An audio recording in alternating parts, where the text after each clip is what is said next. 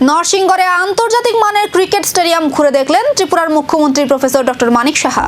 স্টেডিয়ামের বিভিন্ন অংশ পরিদর্শন করে পরিকাঠামো ও প্রস্তুতির বিষয়গুলি খতিয়ে দেখেন তিনি।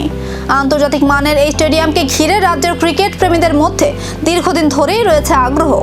মুখ্যমন্ত্রীর এই পরিদর্শনে স্টেডিয়ামের উন্নয়ন ও ভবিষ্যৎ পরিকল্পনা নিয়ে নতুন প্রত্যাশা তৈরি হয়েছে।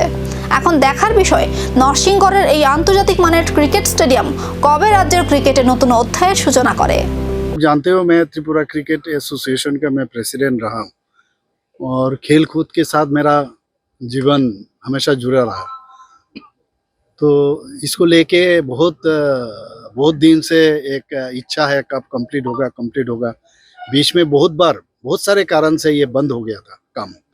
तो फिर নরসিংগড়ের আন্তর্জাতিক ক্রিকেট স্টেডিয়াম নিয়ে বাড়ছে প্রত্যাশা। এবার অপেক্ষা বড় ম্যাচের।